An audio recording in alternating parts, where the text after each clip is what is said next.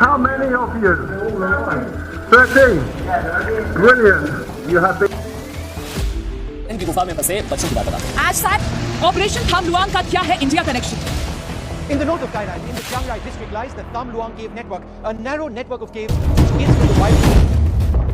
नमस्कार दोस्तों, मैं हूँ विशाल सेंगर और आज हम आपको दुनिया का सबसे खतरनाक और सबसे बड़ा रेस्क्यू ऑपरेशन बताने जा रहे हैं, जो कि आपको यह सिखा देगा कि कितनी बुरी से बुरी कंडीशन में भी जीवन और जिजीविषा हमेशा बने रहते हैं। दिन 23 जून 2018। थाईलैंड देश के वाइल्ड बोर फुटबॉल टीम के 12 बच्चे और उनका एक कोच फुटबॉल खेल रहे थे। फुटबॉल खेल रहे 12 बच्चे और उनका एक कोच मैच खत्म होने के तुरंत बाद अपनी अपनी साइकिलों से एक गुफा घूमने के लिए जाते हैं। इस गुफा का नाम थाम लुआंग गुफा है। इन सभी बच्चों की उम्र 11 से 16 वर्ष के बीच है और इनके कोच की उम्र 25 साल है। चूँकि बच्चे वाइल्ड बोर फुटबॉल टीम के सदस्य थे और अक्सर उनका कोच उन्हें घुमाने के लिए ले जाया करता था, और 2 साल पहले भी ये लोग इसी थाम लुआंग गुफा में घूमने के लिए आए थे। बच्चे और उनका कोच गुफा के बाहर अपनी अपनी साइकिलें टिका देते हैं और इस गुफा के अंदर जाने लगते हैं। गुफा का रास्ता इस समय सूखा है, मगर ये मौसम भारी मानसून का है, जिसको इन लोगों ने अनदेखा कर दिया है। जैसे ही ये लोग गुफा के अंदर कुछ दूरी तक पहुँचते हैं, बाहर तेज बारिश होना शुरू हो जाती है। दोस्तों, ये गुफा बड़ी बड़ी पहाड़ियों से घिरी हुई है, इसलिए इस क्षेत्र में जल्दी जल भराव हो जाता है। और दोस्तों, बच्चे और उनके कोच को जब तक इस भारी बारिश का पता चलता तब तक बहुत देर हो चुकी थी और गुफा से निकलने का केवल एक ही रास्ता था, जिसमें पानी भरता चला जाता है। ये लोग पानी से बचने गुफा के और अंदर तक जाने लगते हैं। देखते ही देखते दिन ढलने लगता है और रात हो जाती है। दूसरी ओर बच्चों के पेरेंट्स उन्हें ढूंढने की हर असफल कोशिश करते हैं, मगर बच्चों का कोई सुराग नहीं लगता है और अंततः पेरेंट्स अपने बच्चों के एक दोस्त से मिलते हैं, जो उसी शाम उन बच्चों के साथ फुटबॉल मैच खेलकर वापस घर आ गया था। बच्चों के पेरेंट्स को उस दोस्त ने बताया कि वो लोग थाम लुआंग गुफा की ओर जाने की बात कर रहे थे। इसके बाद सभी बच्चों के पेरेंट्स प्रशासन की मदद से थाम लुआंग गुफा तक पहुंचते हैं।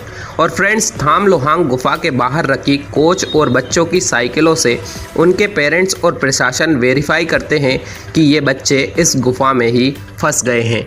प्रशासन गुफा में जाने के लिए हर एक कामयाब कोशिश करता है, मगर बारिश के इस पानी से गुफा पूरी तरह भर चुकी है और कीचड़ एवं दलदल से गुफा में जाना संभव नहीं है। अब प्रशासन गुफा के अंदर से पानी निकालने का अथक प्रयास कर रहा है, मगर ये पूरी तरह संभव नहीं है, क्योंकि पहाड़ों से लगातार पानी रिस रहा है। इसी बीच दोस्तों, दिन पर दिन बीतते जा रहे थे और बच्चों और उनके कोच की कोई भी इन्फॉर्मेशन अभी तक नहीं मिली थी। दूसरी ओर मीडिया कवरेज से इस घटना की जानकारी समूचे थाईलैंड और विदेशों में भी आग की तरह फैल गई थी। दिन 26 जून 2018 को गुफा के अंदर थाईलैंड के नेवी सील गोताखोर कई किलोमीटर अंदर तक एक टी जंक्शन तक पहुंचते हैं, लेकिन गुफा के अंदर तेज बहाव और कीचड़ की वजह से उन्हें वापस लौटना पड़ता है। पूरा प्रशासन बार बार प्रयास किए जा रहा है, लेकिन वो गुफा के बहुत अंदर तक नहीं जा पा रहे हैं। बच्चों के पेरेंट्स ने भी उम्मीद छोड़ दी है कि बच्चे अब तक जिंदा नहीं बच सकते, क्योंकि घटना को 3 दिन हो चुके थे। स्पेशलिस्ट की एक टीम गुफा से लगातार पानी बाहर निकाल रही थी कि शायद इससे गोताखोरों का रास्ता साफ हो सके, और ये घटना अब बहुत पॉपुलर हो चुकी थी, इसलिए देश विदेश की सरकारें भी मदद के लिए हाथ आगे बढ़ा रही थी। 27 जून 2018 को अमेरिका के 30 नेवी सील्ड और 3 ब्रिटिश गोताखोर भी गुफा में पहुंचे, लेकिन लगातार बारिश की वजह से अभी भी गुफा के अंदर पहुंचना नामुमकिन था। घटना के 2 दिन और बीत जाने के बाद 30 जून को बारिश थोड़ी रुक जाती है। गोताखोर इस बार कुछ और अंदर तक गुफा में घुसने में सफल होते हैं और गोताखोर अपने साथ बच्चों के लिए कुछ पैकेट भी लेकर जाते हैं। इन पैकेट्स में पानी, दवा, टॉर्च और एक नोटबुक भी रखते हैं, जिसमें लिखा होता है कि अगर ये पैकेट मिल जाए तो तुरंत मैप पर साइन बनाकर रिप्लाई करें, उनकी तुरंत मदद की जाएगी। दोस्तों, इस ऑपरेशन के लगातार लंबे होते जाने से सबकी सांसें अटकने लगी थी कि शायद अब बहुत बड़ी अनहोनी हो चुकी है, क्योंकि इतने दिनों तक बिना कुछ खाए पिए आखिर कोई कैसे जीवित रह सकता है।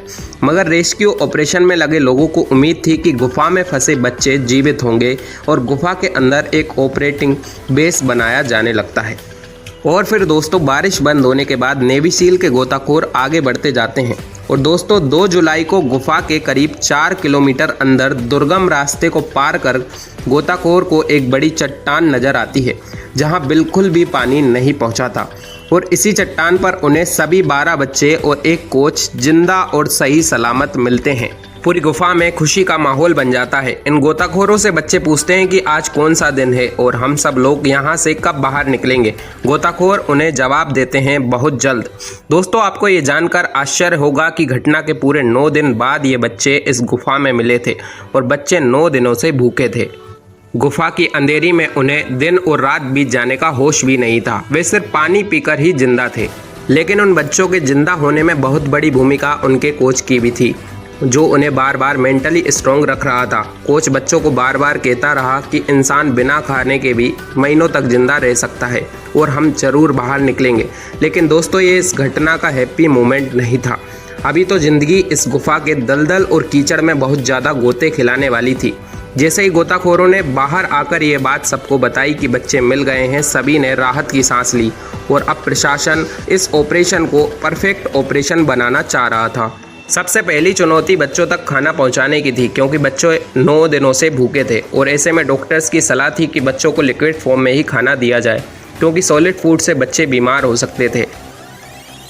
थाईलैंड के इन रेस्क्यू ऑपरेटर्स ने सबसे पहले बच्चों को लिक्विड फॉर्म में खाना पहुंचाया। दोस्तों इस गुफा में ऑक्सीजन का स्तर 15% मापा गया था, जबकि जनरली इंसान को काम करने के लिए 19.5% से 23.5% तक ऑक्सीजन चाहिए होती है। इसलिए बच्चों तक ऑक्सीजन गैस की पाइपलाइन इस गुफा में डाली गई थी। इसी के साथ ऑप्टिकल फाइबर की एक कनेक्टिंग केबल भी इस गुफा में डाली गई, ताकि बच्चों से उनके घर वाले भी कांटेक्ट कर पाएं और बच्चे की पल पल की खबर भी मिलती रहे। इस ऑप्टिकल फाइबर से बच्चों ने जब अपने पेरेंट्स से बात की तो वे मेंटली और मजबूत हुए। लेकिन दोस्तों अब समस्या ये थी कि गुफा में बच्चे 4 किलोमीटर अंदर तक पहुंच चुके थे और गुफा में कीचड़ पानी पूरी तरह भरा हुआ था। गुफा के इस सकरे रास्ते में हर एक गोताखोर को कम ऑक्सीजन में इस गुफा में एक छोर से दूसरे छोर तक पहुंचने में 6 से 8 घंटे लग रहे थे। देश विदेश से आए रेस्क्यू ऑपरेटरों के पास केवल 2 विकल्प थे। पहला विकल्प ये था कि 2 से 3 महीने तक बच्चों को गुफा में ही रखा जाए और मानसून खत्म होने तक का इंतजार किया जाए। लेकिन इस ऑप्शन में काफ़ी रिस्क था, क्योंकि बारिश का पानी कभी भी बच्चों तक पहुंच सकता था। दूसरा ऑप्शन था बच्चों को स्विमिंग सूट देकर तैराकी सिखाई जाए, क्योंकि बच्चों को तैरना नहीं आता था। लेकिन इस ऑप्शन में भी रिस्क था, क्योंकि बच्चे 9 दिन से भूखे थे। उनकी बॉडी सामान्य लोगों की तरह नहीं थी, वे एनर्जी खो चुके थे। अब फाइनली इस पूरे ऑपरेशन को फाइनल टच देने और लीड करने की जिम्मेदारी ब्रिटिश गोताखोरों को दी गई और अंत में यह फैसला लिया गया कि बच्चों को बेहोश करके ही गुफा से बाहर लाया जा सकता है। इसके लिए एक गोताखोर को एक बच्चे को लाने की जिम्मेदारी सौंपी गई। साथ में सेना के डॉक्टर्स भी भेजे गए। सभी बच्चों को एक वेट सूट और उछाल वाली जैकेट, हार्नेस और ऑक्सीजन मास्क पहनाया गया। बच्चों को एक ऑक्सीजन पाइप से ऑक्सीजन सप्लाई की गई और उन्हें बेहोश करने के लिए एनेस्थीसिया दिया गया। अब बच्चों को एक प्लास्टिक कैप्सूल में पैक किया गया। बच्चों को बेहोश इसलिए किया गया था ताकि उन्हें यात्रा के घबराने और उनके बचाव दल के जीवन को खतरे में डालने से रोका जा सके। और फिर इस ऑपरेशन को इस तरह अंजाम दिया गया। इन बच्चों को 4-4 के ग्रुप में अलग अलग दिनों में निकाल लिया गया। इस तरह ये दुनिया का सबसे बड़ा रेस्क्यू ऑपरेशन कहा गया। ये 18 दिनों तक चला और सक्सेस भी रहा। जैसे ही बच्चे गुफा से बाहर लाए गए, इन्हें तुरंत हॉस्पिटल ले जाया गया। फिर 10 दिन बाद तक इन्हें क्वारंटाइन किया गया। 10 दिन बाद ये सभी स्वस्थ हुए और अपने घर जा सके। और दोस्तों इसके बाद की घटना ने दिल छू लिया। जब मीडिया ने पेरेंट्स से कहा कि आपको कोच पर केस करना चाहिए, तो पेरेंट्स ने कहा कि नहीं, हम उन पर केस नहीं करना चाहते। हमारे बच्चे कोच को बहुत पसंद करते हैं और बच्चों के 9 दिन तक भूखा होने पर उन्हें शांत रखना, जीवन के संघर्ष के बारे में बताना और मजबूती से डटा रहना सिखाना एक असंभव काम था। बच्चों ने पेरेंट्स को बताया कि कोच ने उन्हें चट्टानों से टपकने वाले गंदे पानी को पीने से रोका, मेडिटेशन कराया और हमेशा कहा कि लोग हमें ढूंढ लेंगे, जबकि कोच नहीं जानता था कि आगे क्या होगा। इसलिए अभिभावक नहीं चाहते थे कि कोच पर कोई भी कार्रवाई हो। उम्मीद है आपको ये डॉक्यूमेंट्री ज़रूर पसंद आई होगी और नॉलेजेबल भी लगी होगी। मिलते हैं किसी नेक्स्ट टॉपिक के साथ अगले वीडियो में। धन्यवाद।